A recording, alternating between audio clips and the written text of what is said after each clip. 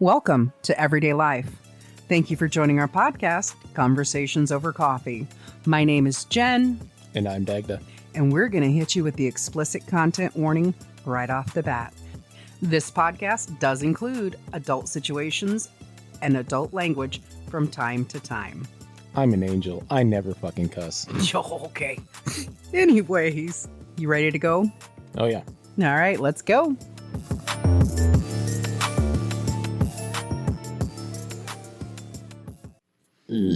Yep.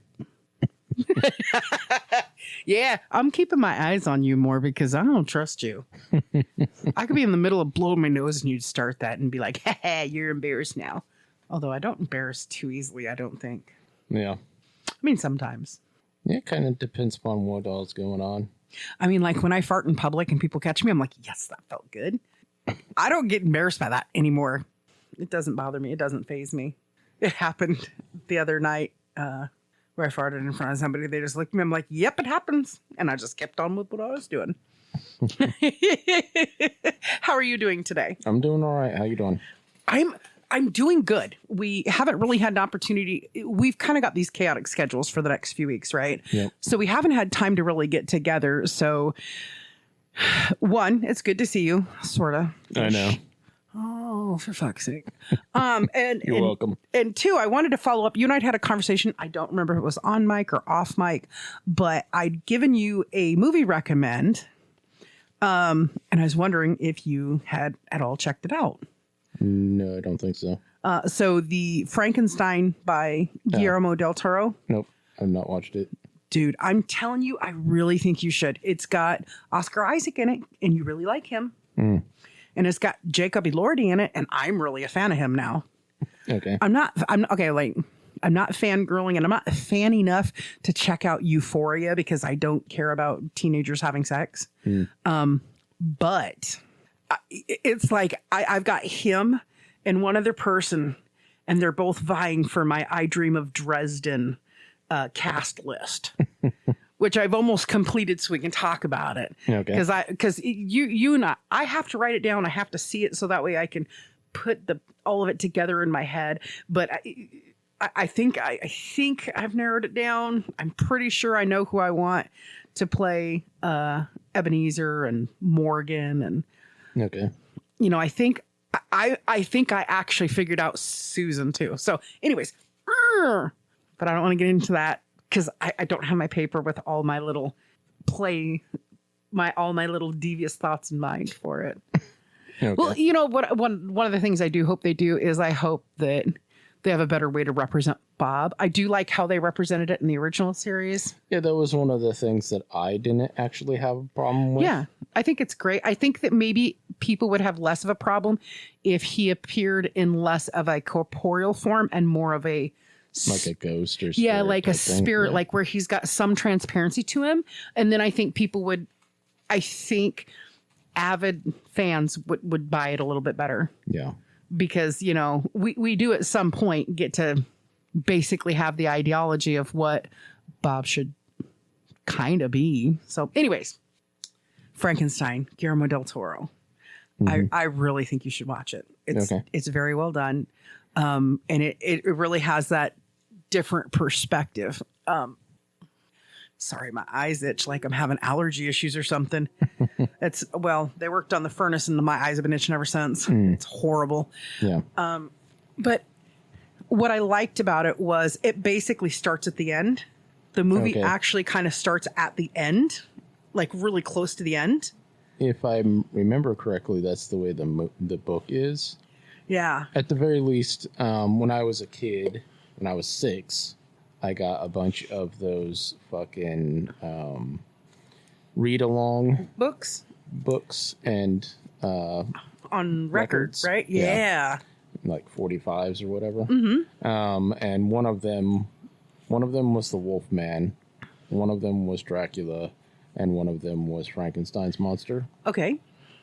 I got some superhero ones too, but and yeah, it starts out with him basically tracking down Frankenstein on the ice and the ship or whatever. Yes, that's exactly how the movie starts. So, yeah. And what was really cool to me about the way this story was done is everybody else has started it from a position of the lab burning down or him, like if you go the really old school way, you see like Dr. Frankenstein in his little lab coat going to the graveyard having Igor fucking dig holes and stuff. And I love the way it was done because I literally, and I think we kind of talked about this a little, I don't think we did on mic, or at least not on an episode that made it to air. I really thought it was going to be something I could take a nap to because I need some kind of a noise to sleep most of the time. I need to hear noise, but I can't stand listening to a fan run. And I can't stand white noise. I literally want to punch my head into a wall listening to white noise. I can't stand it. So I want to listen to something I can understand what it is. What about like raindrops or no burbling brook? Babbling brooks, no. Raindrops, I mean, this is a metal roof here. So when I mean like the sound of raindrops, not necessarily only on this roof. How about ocean waves? Nope. I don't know. I cannot explain it to you why it's so annoying to me. What about a crackling fire? Nope. What about your neighbors having sex? Jesus, no. Because my last neighbors where I could actually hear them having sex, all I heard was, "Are you almost done, Mike? God, get off me." I'm good not hearing that anymore. It's like, I remember one time when I was in the Army, when I got to my second unit, at first I had to sleep in I don't know what you would call it. Basically, it was a room for 4 people. Okay. And it was pretty big, so it was like 4 times the size of this room. So like a dorm. Yeah. And so it was just a big open space. Yeah. But we arranged, well, they did because I got there and there was already people there, but they had arranged their furniture so that it walled off sections. Yeah. And so everybody's got their little spank bank privacy. Yeah, and then like people had put up like and basically they made curtains in between. Yep. But they used like poncho liners or whatever. Sibling and I had a shared bedroom. My younger sibling and I had a shared bedroom. And let me tell you what, puberty for girls, I mean, it's bad enough boys shouldn't share rooms, but girls shouldn't share rooms either because they just get so. So yeah, we sure did. We made partitions. We made partitions, I think, out of sheets, old sheets, or maybe it was blankets. I'm pretty sure it was sheets. And then we used painter's tape or masking tape on the floor. "Don't you dare come on my side. Don't you dare come on my side." Ugh. And like she tried to block it off to her because we were up on the second floor. And next to our room was a little tiny, they used to call it like the grandmother's room in the attic, where you would literally put, like when grandma died, you'd put all her old shit in there. It was big enough for a single bed and a nightstand and a lamp. That was it. Yeah. And then, of course, but that was like, you would go into the room and you go down the pathway and you'd make a right. And if you looked, it would basically be a single closet. On the other side of the single closet would be the single bed space and all that. She tried to block it off and make that part of her room. I'm like, oh no. So my mom had to get involved in everything. Enough of that shit. Anyways, hi, Mommy. Hi, Mommy. Hi, Mommy. God, hopefully I get an opportunity to see her for a little bit tomorrow in between errands that we gotta get done. Anyways, so I really loved the fact that I know, I'm telling you, it's like allergies or something. It's so insane. And it's only been since they've cleaned the furnace, did the deep clean. Mm-hmm. My eyes have done nothing but water and itch, and my nose has done nothing but itch, and it's horrible. It's horrible. But anyways, I really like the fact that it confused me at first because I'm so used to with what we've traditionally seen. I'm so used to seeing him in the lab and, or in the graveyard or whatever. Yeah. Or, even there's one version where it starts out and the lab's like burning down and he's like, no! The creature is anyways. Well, yeah. But they did this so well. And it was like, and I'm not an Oscar Isaac fan. I mean, he's a decent actor. I'm just not a fan of him. Okay. Because he just reminds me, he's always got that narcissistic stare to him. Like, I don't know. It's so weird. It just reminds me of this guy who's always going, I'm awesome, I know. But I am. Oh, God. Heaven help me. So I really like that. And he was just like, he did really good at playing scared. Like, like, he doesn't play like, I'm scared, I'm terrified. He's just like, it's almost like he realizes the end is coming. Okay. And it's not that he's terrified of it, but he's exacerbated by it. Like, I can't stop it. There's nothing I can do. I was supposed to die in France. Isn't that what Napoleon said? No. Who said that? It was one of the passengers, the ritzy trader dude in Pitch Black. That was his last. Oh. As he... The guy with the glasses and he had all the expensive wine? Yeah. Yeah. I was supposed to die in France. I love that movie. I really do. It's been a while. I haven't rewatched it in like 2 years. So the reason I want to give you the recommend is because I really want you to check out Jacob Elordi in this. He plays the creature and he had to go through 10 to 12 hours of makeup sessions every day. Yeah, fuck that. One of the most interesting things about this. So Guillermo Del Toro, there was a TV show he actually directed that I remember watching. I only watched it one time. Only watched the whole thing like one time, or I didn't even get a chance to complete it. I think just because of moving situations or whatever. But I really liked it, and it was called The Strain. It was on FX. Okay. And it's where there's this thing going on. They basically figure out it's vampirism. And he's trying to solve it. He's a CDC guy trying to solve the vampire problem, essentially. Yeah. Is the main character got like super bright blue eyes? I believe so. Dark haired dude with super bright blue eyes. Yeah. And obviously the TV show came out well over a decade ago. So he looks a little bit different now than he did then. Yeah. Because I saw the picture. I'm like, he looks like the dad of the dude, I think. So, I mean, age does a trick on all of us at times, I think. Yeah. So the coolest thing about it is like I said, this evolution for Jacob Elordi, where he goes, I mean, he's not like this bad looking dude either. I mean, he's a good looking dude, but he's very boy next door. He kind of reminds me of your neighbor, honestly. When he's not in makeup, he reminds me of your one neighbor. I mean, obviously his hair's not, long. Yeah. But he reminds me because he's that boy next door. I mean, he's decent looking, but he's not like, oh my God, he's a stud. It's not like that. He's very guy next door. He's a very humble actor. And it's, can you imagine? Obviously we can't, but imagine being 6'5" and having to remember how puberty and growth spurts were for you, how gangly and awkward you were.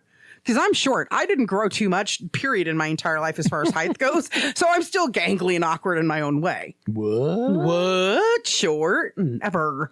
Yeah. Although there's a very good chance, considering how tall he is, that he remembers maybe being like that. Maybe. I don't, because I'm not that tall. Yeah. And it was a very steady. I think I had one little growth spurt, but it wasn't that much. Yeah, I didn't really get my growth spurt. I mean, and my DOT documentation can verify that. I didn't get my growth spurt until I was 23 to 24, like 23 to 25 range. I grew a whole quarter-inch that year. Shut the front door, Alice. No, when I was 23, they documented me barefoot at 4'11". 22, 23. When I went back at 24, I was 5 foot. At 26, I was 5'1", and then at 28, I was like 5'3". So they're like, I'm like, oh, it's because I lost weight. I'm sure I uncompressed my spine. And they're like, in the last 6 years, you gained 4 inches. That's called growth spurt, sweetie. And I'm like, okay. Anyways, I know you really don't. I showed you the picture of Jacob Elordi, and you just know I've got a good argument as to eventually why he should be Dresden. Not just the fact that he is 6'5". Yeah. Not just the fact that he's trim, but more for the fact of the power of his acting. Because if you watch it, if you take time and you watch it, even the last half of the movie, right? You're going to see this evolution where, so the creature, you know, he's created and he's abandoned by his maker. And because the movie shows 3 parts. It shows Baron von Frankenstein, Baron Victor von Frankenstein, or Baron Victor Frankenstein. What the fuck is his name? I think it's Victor von Frankenstein. Nope, it's just Baron Victor Frankenstein in this movie. Okay? Because his dad is like Lord Leonard Frankenstein or something. Okay. Right? Or Baron Leonard Frankenstein. Anyways, yeah. So it shows it in 3 parts. It shows it why Dr. Frankenstein ends up becoming obsessed with this idea of reanimation. Okay. And you can extend life, right? Yeah. Okay. So it comes up why. And then you've got the part where it's the creature story where it's like he essentially doesn't remember being born, but he remembers rather quickly where he came from. Not his past lives, but just, I woke up and Frankenstein is who I saw. Okay. And I know him. That's my father. That's my father. Yeah. That's my parental unit. And the experience he goes through learning to become, to speak, to properly eat, to all these different things. And then, of course, the final part is when they're back together. But it's really interesting because it starts out with the hunt, and then it goes to Victor Frankenstein, and then it goes back to, okay, the hunt is now over. The creature has now caught up to him. There's no getting around it. The creature is going to come to you. And he's just like, now let me tell you my story. And then you get his story. And then you get the 2 of them with the finishing touches at the end. And what's interesting is Oscar Isaac does a really good job as Frankenstein, because he's like, the story I'm about to tell you is all real, but what's true is up for you, because it's literally just told from their perspectives. Yeah. So, and I think that phrasing is actually in the book too. Yes, I believe so, because Del Toro, when they did an interview with Del Toro, he said, I wanted to remain as true as I could to the book. But when I read the book, I didn't read it as this guy doing this. I just envisioned it as a father-son relationship, because he had just come off of doing Pinocchio, which I haven't seen. And apparently he did it the same way, where Geppetto and Pinocchio have this relationship, and he tells it from both points of view. Yeah. Which I think when you're looking at these very intricate family dynamics we have between the things we love and the things we create, I think it's really awesome to take that step and say, I don't care what you think. This perspective deserves to be heard. It needs to be told. Yeah. And I think that's so cool, because they so throughout this story, so you've got Victor Frankenstein, right? His mom dies when he's his mom has another baby. His brother, she dies in child's birth. So his brother William's born, and then his father's home. His father is a very renowned surgeon who's very meticulous about, you come from a label, you come from a family, you come from this nobility, you will be smart, you will do these things. I mean, and he is a fucking tyrant. And because Victor favors his mother's look, she was of dark hair, she was like olive skin, and his brother favors his dad. He's very pasty and white. You know, there's this difference in treatment, because Victor's like, my whole life, this is how my father's been. But William, he sees William being spoiled by a pony and all these different things. And then the dad dies and the brothers get separated. One goes to family, the other basically does not. So it's really interesting to see that perspective of how different they turn out. So you've got Victor, right? And he's a scientist, and he's trying to sell this idea of reanimation. And even if you only watch 3 scenes, that very first scene where he's going to try to sell his idea of reanimation is so freaking cool, when he's giving his lecture in front of everybody. Okay. I would think you would really appreciate it, because it's so smarmy. honestly, dude's like super smart, and he's like, but then it not beg to say blah blah blah blah. And so that would be a really good one. The scene where the creature is on his own, After he's been created, he is now at this point. There's a point where he comes on his own, and he has to learn everything he does through observation. And what's so fascinating about it is, for me, it clicked in me very quickly. I was just like, I observe people all the time. And I'm like, when I was little, I would watch people and mimic them all the fucking time. Yeah, it's common.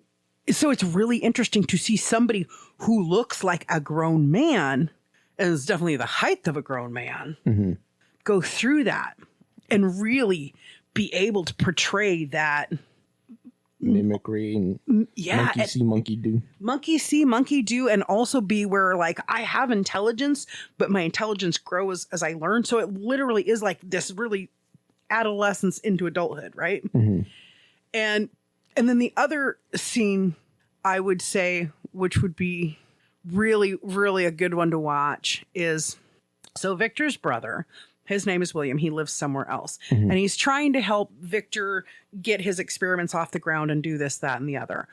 Well, his brother William is going to marry this woman, Lady Elizabeth, and her uncle has decided, I find your work very fascinating, Victor. I'm going to sponsor you, and I have found a place where we can go do all this work and everything. Well, there's this scene where you come to find out something very important about Elizabeth's uncle. And just seeing that is like, it's so grossly insane. And just none of us want death, right? None of us, we all live this ideology that I don't want to die. So talk about somebody who is obsessed with not dying. Right. But so Elizabeth, right? Victor falls in love with Elizabeth because Elizabeth is extremely intelligent and she's very scientific minded. Okay. Like, she loves observing insects. She loves observing death and decay and trying to learn from all this. So Victor's fallen in love with her madly, and she is set to marry his brother. And they just have this really interesting dynamic because he's very inappropriate around her. Especially when you look at it in the Gothic viewpoint, that he's inappropriate, and she's just like, basically tells him, I have zero interest in you sexually. I just really like picking your brain and your mind because your mind's cool, but so gross, because she's like, because he is like, oh my God, what is he, 12 or 14 years older than his brother? And his brother is in his early 20s. So he's like in his 40s, and she's like, hey, creepo, back the fuck off. But there's this dynamic that happens between her and the creature. And I think it can happen. And it doesn't happen in a way like, I don't think it happens in a way where it's creepy. I think it happens in a way that it's very natural, almost like, it's Beauty and the Beast. Yeah, no, it truly is. It's so good. But yeah, Jacob Elordi, man, just woof. So anyways, anybody out there listening, you guys should check it out. If you like creature features, you should check it out. And just big thumbs up, big claps to Jacob Elordi, because I am a fan. I am a total fan now. And Guillermo Del Toro has actually, once I actually looked at his filmography and everything, I went, he's put out a bunch of good movies. Yeah, I'm like, this makes total sense why I like this movie. Because, let's see, he put out Kronos, which I didn't watch Kronos, but you might have. I don't think I did. I watched Mimic. I really liked Mimic. He did The Devil's Backdoor. Wow. I swear to God, I probably wrote it down wrong, but that's what it looks like in my handwriting. Blade 2, which I loved the entire Blade Trinity series. Oh my God. Yeah. I was just like, wait, I really liked that one. He did that one? So it's fantastic to see. Yeah. And of course, my heart goes pitter patter to Hellboy and Hellboy 2, the original ones, not the remakes. Yeah. Although I am not taking anything from David Harbour, because I thought he did a great job as Hellboy. Yeah, I still haven't seen that one, but I like him, so it's definitely, it is. So if you look at Hellboy 1 as 100% love that movie, Hellboy 2, The Golden Army, you're like 90% I love that movie. When it comes to the new Hellboy with David Harbour, you're going to be like 60% I love that movie, because it's just not. it's not, he doesn't pull the same smartassery off. And I think people have to remember when you look at David Harbour in the sense of Hellboy, there's a lot of Jim Hopper that comes out. Okay. Because Jim Hopper is very much that, don't you know who I am? Like, you know what I mean? Like, he has those moments. But he did Pacific Rim, which I love, with Charlie Hunnam. Crimson Peak, I've never seen it. Me either. The Shape of Water, Nightmare Alley. And then, of course, now Pinocchio, which now I really want to watch Pinocchio after seeing the little bit of the interview and behind the scenes. And then, of course, Frankenstein. And then, of course, the TV shows. He did The Strain, which I enjoyed it. I want to say I enjoyed it probably as much as I enjoyed Helix. Do you remember Helix? I did not watch any of that show. I'm so pissed they never made a third season to wrap everything up. Literally just leave it on a fucking cliffhanger, the jackasses. That was another one of those vampire shows, right? But it was like some genetic. It was more like The Thing. It was more like the show, like the movie The Thing, where it was like something's happening and nobody knows why, and they're up at the North Pole trying to figure it out, or up at Greenland or whoever the fuck somewhere. But he has recently done a Tales of Arcadia series with Troll Hunters, Three Below, and Wizards. And then, of course, he also has, of course, that's all for Netflix, but he also has his Cabinet of Curiosities, which I've seen previews for because it's an anthology series. Okay. And I'm like, oh, I actually need to watch that because I remember thinking it looked really good. But what I love about Del Toro is I don't know if he did it intentionally, unintentionally, or what, but he got some really good actors to be tertiary characters in this show, in this movie, in Frankenstein. Okay. And so you've actually got people that were in Game of Thrones in this show. Okay. And it's kind of interesting because they are... Momoa? No. Then I'm not interested. They got the guy who played Walder Frey, the old Walder Frey, the patriarch of it all. So in Game of Thrones, the old guy who's got like 88 wives or 90 kids or whatever. Yeah. So he's in Game of Thrones and he's a complete douchebag, right? Yeah. Okay. Yeah. In Frankenstein, he is the blind old man who's got the kindest heart. Oh, one of the people who actually teaches the creature. Yes, he like befriends him because what happened is, so when the big kabooey shit happens and the creature runs away to find his own survival, it's like he finds this abandoned farmhouse that's not actually abandoned. It just happens to be where this guy lives, and he was out hunting. Dilapidated, and it is pretty dilapidated. But he knew the whole time somebody was there because he's just like, rats don't fix these things, Yeah. So that actor's name, what is his name? It's David Bradley. So he was Walder Frey on Game of Thrones. And so he literally plays somebody who is polar opposite of his character on Game of Thrones. Nice. Which is fantastic. Yeah. Now, the next guy was on Game of Thrones, and he 100% played the identical character. And I think it's because he's so fucking good at playing that kind of character. Okay. And that guy's name is Charles Dand. And he played Tywin Lannister on Game of Thrones. Okay. I was actually just thinking of him because that dude, apparently he's a super nice dude. Mm-hmm. I remember Peter Dinklage talking about how when they were doing scenes together, and of course Tywin is a utter ass to what's his name? Tyrion. Uh-huh. And in between takes he would like reach over and be like, "Are you okay?" Yeah. So, and that's the kind of cool thing about that actor is that apparently he does a lot of roles that are polar opposites of who he is in real life. So I was just like, oh, you fucking nailed it. Now, like just seeing his interaction so there's part of the scene where Victor's talking about when he's a kid and he's just talking about his memories as a kid and he's telling his story. And like his dad, like used to beat him. Because his dad was training him to be a surgeon. You are going to live up to your nobility. I will not have a child of mine not be brilliant.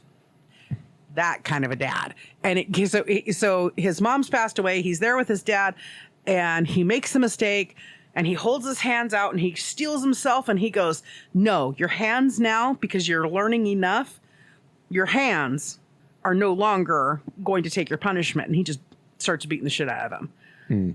So, but it's just like, oh, so that's what Tyrion went through.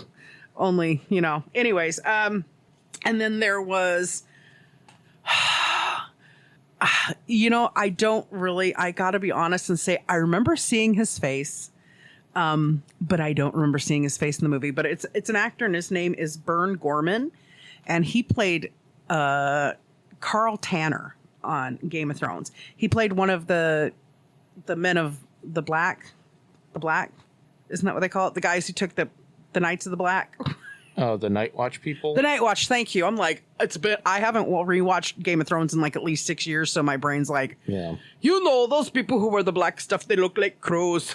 Yeah, the crows. So he's one of the guys, he's the guy who actually kills Gior fucking Mormont at Craster's Keep.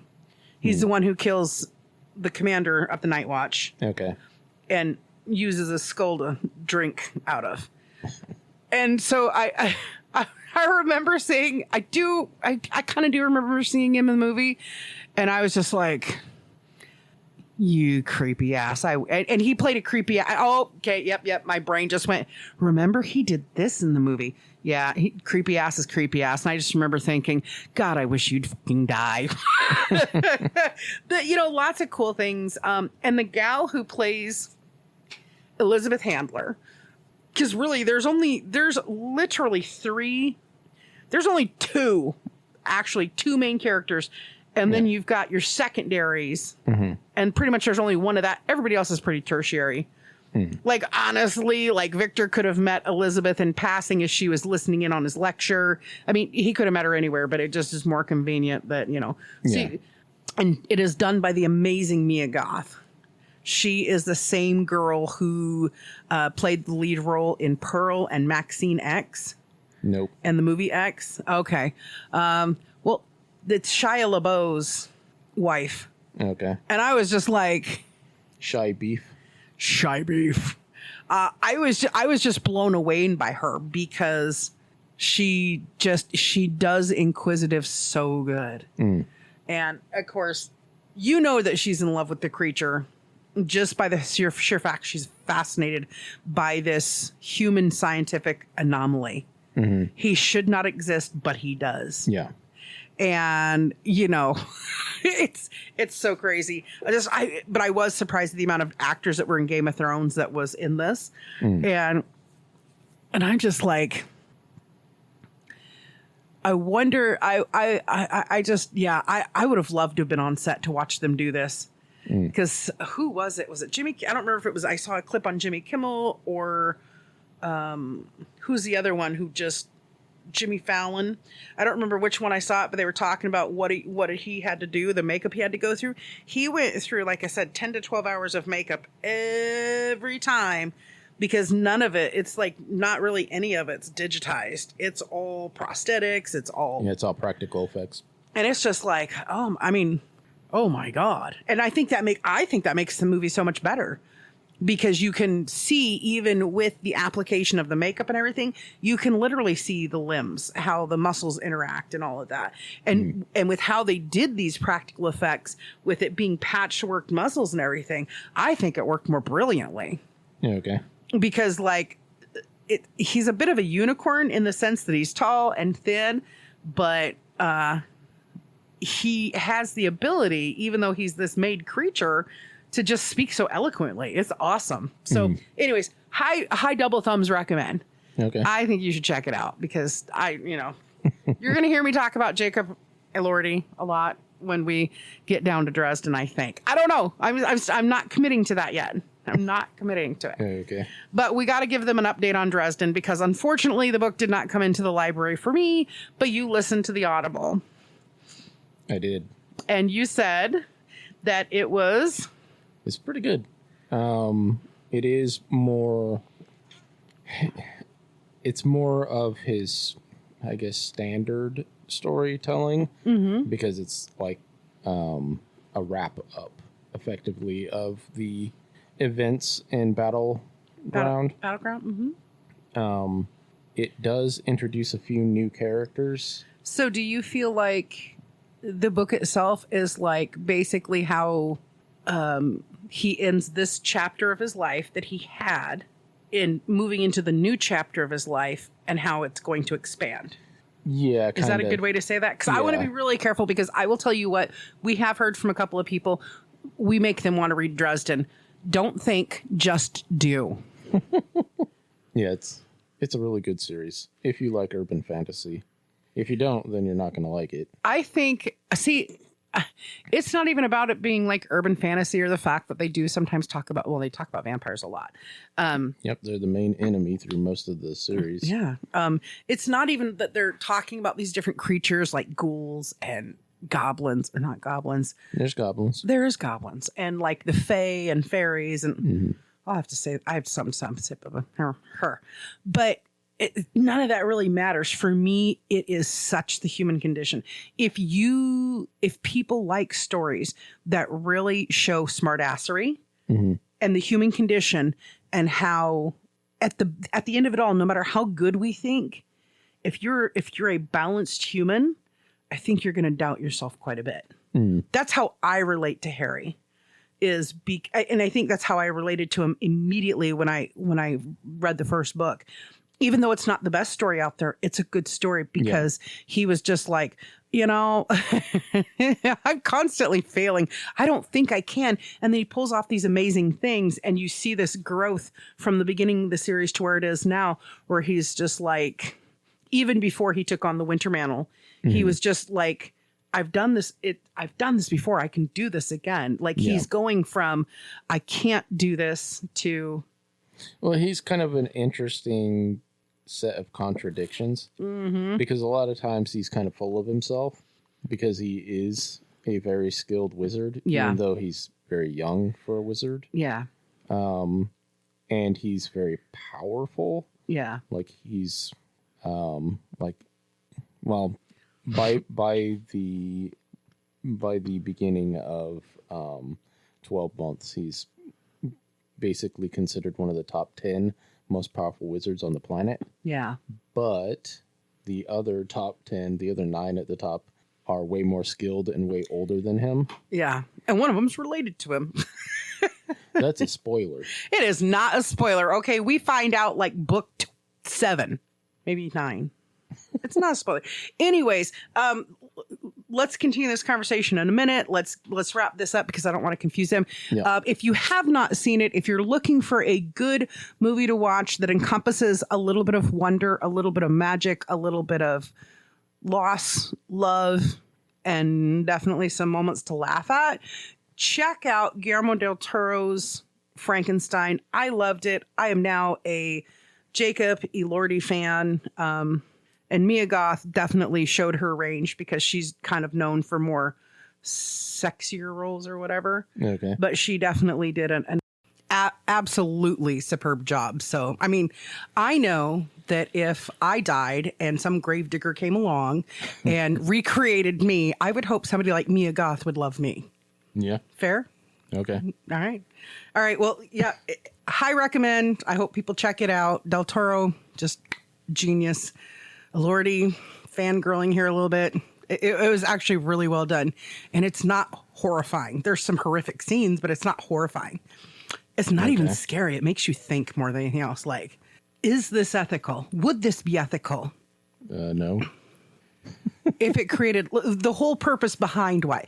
I'm not going to tell you the whole purpose really behind some of the characters, why their reasonings were voting for this to work. Yeah. But I mean, the core concept of what he did isn't necessarily unethical. The way he went about it is the implementation. Yeah. Like digging up corpses and shit.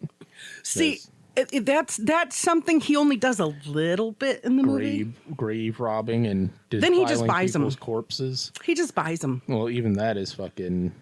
Unless the people had agreed to have their corpses sold to a fucking crazy ass witch doctor, then otherwise it's fucking unethical.